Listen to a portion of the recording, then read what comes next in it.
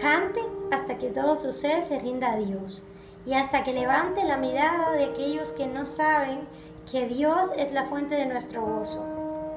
No puedo imaginar que en el propio cielo podamos detenernos para recordarnos y repetirnos cada acorde que nuestra alma reveló en la mayoría de los casos aquí. Hasta entonces, déjennos cantar. Unas palabras de nuestro fundador y con las cuales quise comenzar esta sección.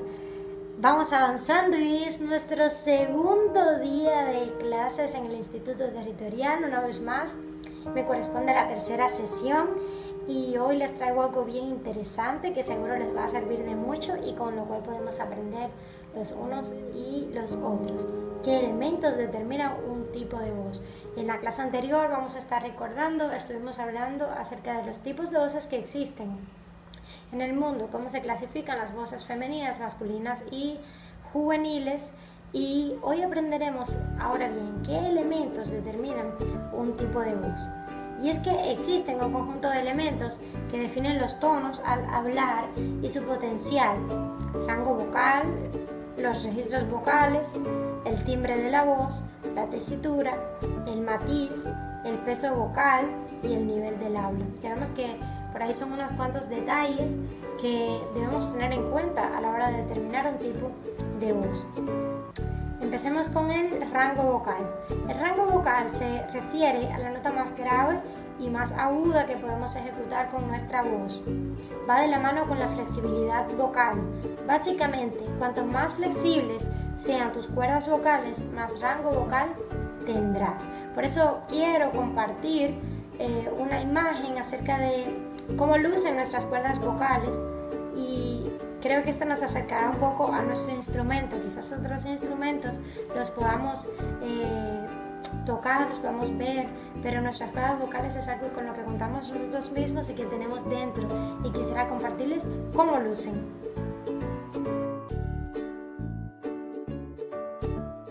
Ahora sí, luego de esta pausa, viendo cómo lucen nuestras cuerdas vocales, llega el tiempo de conocer otra de los elementos que definen el tono y el potencial de nuestro habla, y es el registro vocal.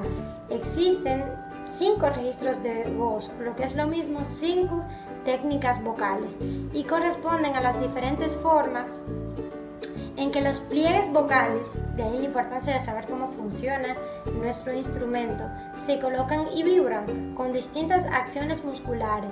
Cuando la voz no está entrenada, se percibe un cambio en el timbre al cambiar de registro. Precisamente uno de los objetivos de una disciplina denominado el canto es aprender a camuflar el cambio en el timbre al cambiar de registro. Los 5 registros vocales que existen en el mundo, recuerden que estamos ampliando que los elementos que determinan la voz al hablar, y uno de estos elementos decíamos que era el registro vocal, y ahora estamos aprendiendo que existen 5 registros vocales que se denominan vocal fry, vocal de pecho o voz hablada, voz media, voz de cabeza o falseto y voz de silbido o whistly voice. El vocal fry es el registro más bajo, se crea por el cierre de los pliegues vocales con el tejido muscular relajado. Eso hace que el aire burbujee cuando lo atraviesa a muy baja frecuencia, produciendo un sonido parecido a una bisagra oxidada que chirrea. Este registro permite alcanzar notas más graves que con la voz hablada. Tradicionalmente se utiliza poco.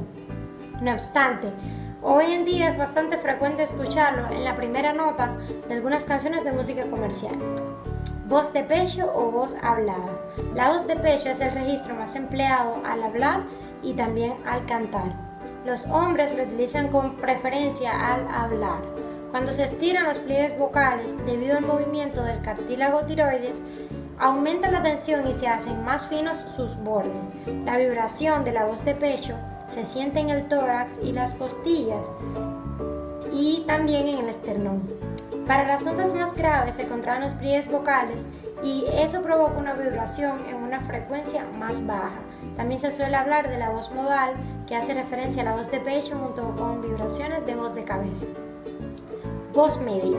La voz media es la tercera de las que mencionábamos y es la parte más alta de la voz modal.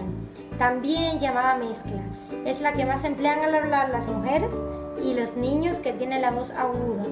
Al estar bien entrenados, los cantantes pueden estirar sus pliegues vocales a la vez que mantienen equilibrado el timbre sin mostrar esfuerzo alguno, ya que han desarrollado la coordinación precisa para aplicar ajustes continuos entre la tensión de los pliegues vocales y su natural resistencia a la presión del aire. Esta voz merece una clasificación distinta a la de pecho porque va acompañada de una evidente resonancia facial. Tradicionalmente se conoce a los resonadores faciales como la máscara, porque se encuentra tras el rostro, entre la frente y la mandíbula superior. Cuando están activos, se tiene la sensación de que esa parte del rostro es una máscara que vibra. Llegamos a la cuarta de las que mencionamos, es la voz de cabeza o falseto. La voz de cabeza está por encima de la voz media, aunque hay un grupo de notas que se pueden hacer con los dos registros. La diferencia entre la voz media y la de cabeza está en la cantidad de tejido de los pliegues vocales que vibra al salir el aire. En la voz de cabeza vibran solamente los ligamentos de los bordes de los pliegues vocales. Los demás pliegues siguen relajados, mientras que en la voz media vibra todo el tejido. Debido a esta diferencia, la voz de cabeza soporta una menor presión de aire y no puede cantar con tanta potencia, además que se pierde riqueza y calidad cuando se bajan las notas más graves. El falseto o falsete en español y la voz de cabeza son lo mismo en cuanto a la anatomía y mecánica. Este registro se caracteriza por tener menos armónicos graves, lo que le otorga un sonido más aflautado. Lo emplean de igual modo tanto los hombres como las mujeres. Y llegamos al último, voz de silbido, flagelot o whistly voice. Se trata del registro más agudo y su nombre se debe a su parecido con las notas más agudas de la flauta. Casi todas las mujeres y los niños utilizan la voz de silbido fácilmente, aunque algunos hombres pueden entrenarla mediante una determinada técnica. Está por encima del do alto y puede alcanzar 2 octavas más. Esta técnica resulta menos comprendida en lo que respecta a la fisiología de los registros vocales, ya que es difícil grabarla en una laringoscopía porque se cierra la epiglotis sobre la laringe. Lo que sí se ha podido saber es que solamente vibra la parte delantera de los pliegues finos, facilitando los tonos agudos. ¿Por qué hemos visto toda esta parte que quizás te parece un poco que no entiendes, un poco quizás cansona? Me parece importante que sepas que aunque simplemente lo que escuchas es la emisión de tu voz, dentro de tu organismo se mueve varios mecanismos para la voz que estás utilizando. De ahí que sepas cómo funcionan tus cuerdas vocales y cómo funcionan cada una de estas diferentes registros vocales. El mismo falsete es algo muy empleado por la mayoría de nosotros y la voz de pecho también es algo muy empleado. Y es importante que sepas todo lo que sucede dentro tuyo mientras estás cantando, mientras quizás generalmente estás hablando. Y si lo aprendes quizás de otro instrumento que ves, ¿cómo no lo aprenderás de tu voz? Así que pienso que es algo que te va a instruir mucho y que sepas cómo realmente funciona este instrumento. El segundo de los que mencionábamos que es un elemento importante para determinar un tipo de voz es el timbre de la voz. El timbre vocal de un cantante es el espectro específico de su voz, diferente a cualquier otro. Nadie tiene tu voz y ese, como diría alguien, es tu poder. Se produce mediante la filtración de los armónicos en el proceso en el que el sonido de la laringe atraviesa el tracto vocal. Por lo general, las diferentes voces de tesitura aguda tienen tipos de timbre de voz delgados, mientras que las de tesitura grave cuentan con un timbre oscuro y grueso. La voz de un cantante de ópera formado cuenta con 11 armónicos parciales aproximadamente. Cuando la voz no está formada, el espectro de armónicos es más amplio y el resultado es un sonido menos limpio. Un buen timbre de voz se suele describir en el canto lírico como brillante. El término que veremos a continuación quizás lo has escuchado y es importante que sepas de que te hablan cuando te mencionaba acerca de la tesitura de la voz. La tesitura se refiere a la amplitud de sonidos en una frecuencia determinada que puede emitir un instrumento musical o la voz humana.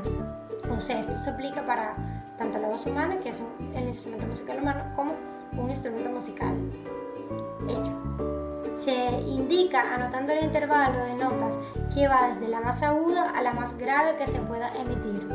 Es uno de los elementos más importantes para determinar el tipo de voz, ya que indica su amplitud tonal, que es la gama de notas que pueden cantarse con comodidad sin forzar las cuerdas vocales. Es el ejercicio que realizábamos en la primera clase, así que ya conoces tu tesitura.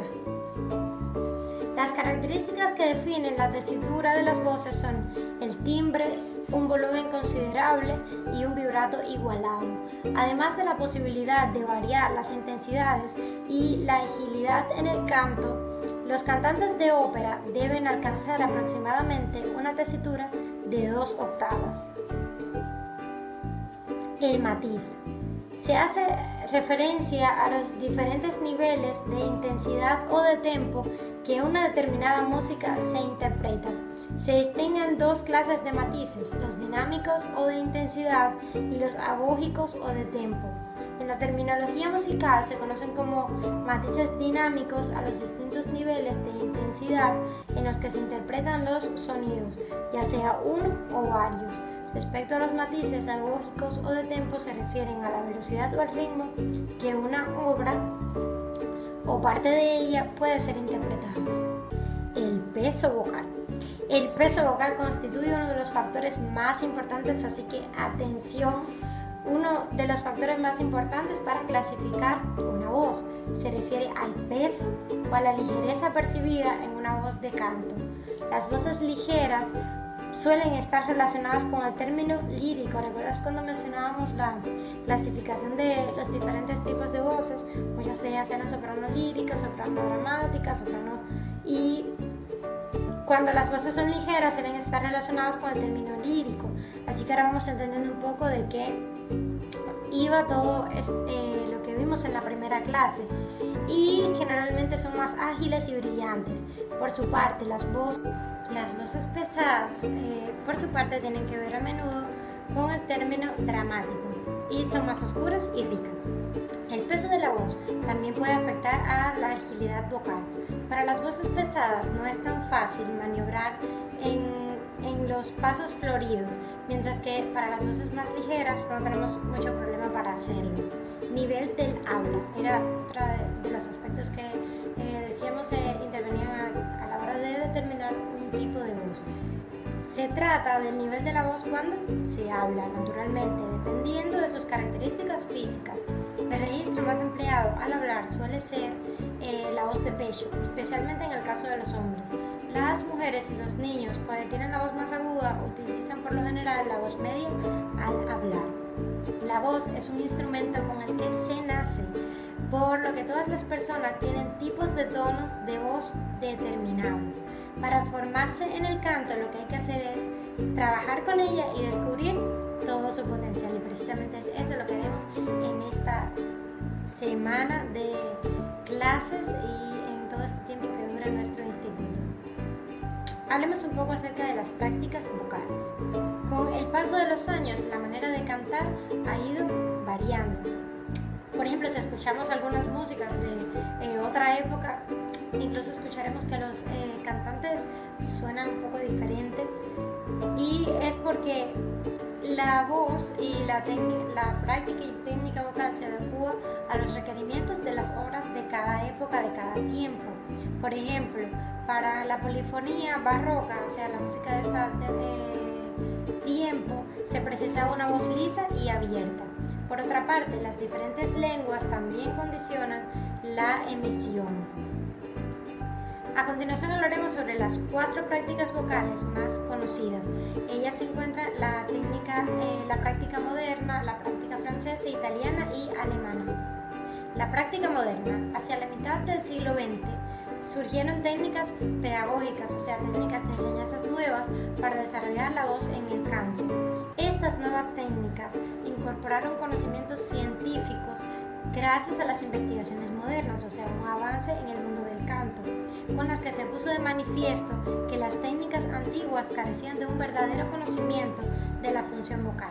¿Ya? Entonces, si vas conmigo, entonces podemos entender un poco por qué tuvimos que hablar al principio acerca del funcionamiento de nuestra voz, acerca de cómo funcionan las diferentes voces de pecho, la voz media, la voz de silbido, y es porque es importante a la hora de estudiar el canto, debido a que las técnicas antiguas, anteriores al siglo XX, carecían de conocimiento científico. Ellas tenían más en consideración el resultado sonoro, es decir, lo que escuchabas, que los elementos que generaban su producción. Muchas veces se terminaban dañando las cuerdas vocales. De las nuevas técnicas se pueden destacar dos en especial, una titulada Pedagogía Vocal Contemporánea, publicada entre 1950 y 1970, o sea, 20 años, para publicar este primer tomo. Y el siguiente al que le quiero hablar es el método para la educación funcional de la voz, desarrollado por un escritor llamado Eugene Rabin en 1980.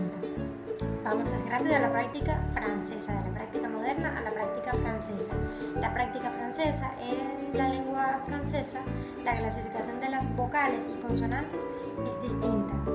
Al pronunciarlas, algunas suenan en la nariz, lo que resulta muy complicado de reproducir para los cantantes de otras lenguas. En esta técnica es importante la resonancia en la nariz, utilizando principalmente la respiración intercostal.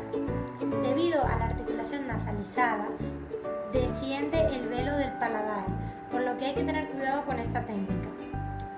Tener en cuenta el uso de las consonantes nasales N y M con la articulación española, las cuales tienen una resonancia buconasal, o sea, nosotros no practicamos un uso de las consonantes nasales como tal cuando utilizamos la N y la M, sino que la resonancia nuestra es buconasal. Y comprender esto será de gran ayuda para que la voz vaya hacia adelante en la máscara, lo que asegurará una buena emisión. Vamos así a la práctica italiana. La voz italiana es la más extrovertida debido a la emisión de esta lengua. En Italia surgieron dos técnicas de canto, la de Milán con una emisión clara y la de Nápoles con una emisión más sombría, llamada como voz cubierta. En la segunda técnica, la voz del cantante se amplía y puede alcanzar los agudos con la voz de pecho, sin tener que cambiar de registro. Según comentó el compositor y maestro de canto Nicola Baccai, la técnica italiana facilita la tarea a las voces de otras lenguas. La práctica alemana. La voz alemana resuena en la parte posterior bucal, porque esta lengua tiene muchas consonantes posteriores. Es una voz gutural con un color faríngeo. Al escucharla se tiene la impresión de que está entubada con ningún vibrato o en todo caso muy poco. En esta técnica la respiración es abdominal baja, con una posición del laringe y también busca la voz en la máscara. Y hasta aquí el vídeo de hoy, espero les haya gustado, nos vemos. Ha llegado el tiempo de interacción vía WhatsApp, nos vemos en nuestro grupo de Canto Unido. Bendiciones.